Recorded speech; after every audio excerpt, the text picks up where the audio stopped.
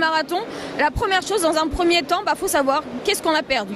La première chose, ce sera l'hydratation. En optimisant, si on l'a à côté de soi, une eau bicarbonatée. Pourquoi ? Tout simplement parce que ça aidera à tamponner l'acide lactique.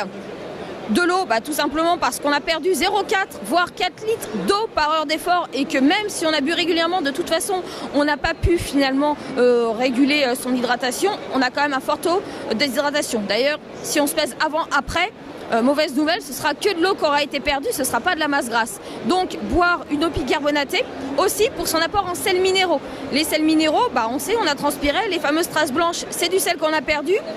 Et donc, il va falloir retrouver finalement aussi cet apport en sel. Deuxième phase assez rapide, c'est ce qu'on appelle la fenêtre glucidoprotéique. Cette fenêtre glucidoprotéique, en fait, c'est dans la demi-heure qui suit finalement l'entraînement ou ici, la compétition, le marathon, jusqu'aux 2 heures.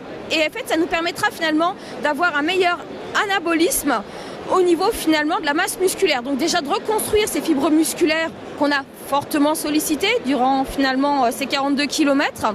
Et ça nous permettra aussi finalement de reconstruire finalement nos réserves en glycogène, notre fameux carburant de l'effort qui, on l'imagine, sur marathon, finalement est un peu tombé dans les chaussettes. Troisième phase, la première, au bout d'1 heure, 2 heures, ça dépendra de chacun. Il y aura le côté alimentation un petit peu plus solide. On aura son premier repas en fonction des tolérances individuelles, parce qu'effectivement, on a ce qu'on appelle une anorexie de l'effort. L'anorexie de l'effort, effectivement, c'est que tout simplement après une activité physique, on n'a pas faim.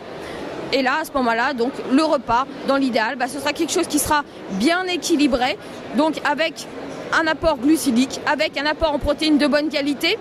Limiter les graisses de mauvaise qualité, alors je ne dirais que c'est même pas une question, parce qu'effectivement on a fait un effort intense, mais c'est surtout qu'en fait, on a été mis à mal au niveau de l'intestin, au niveau de l'estomac, on aura des problèmes de digestion, donc essayez finalement d'avoir quelque chose qui sera finalement assez digeste.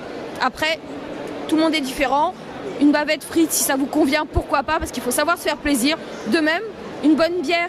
Après, il faut arrêter le mythe de la bière de récupération, parce que c'est plutôt un produit qui déshydratera, mais pourquoi pas accompagner bien sûr d'une bonne quantité d'eau. La bonne bière, c'est faire plaisir à tout le monde.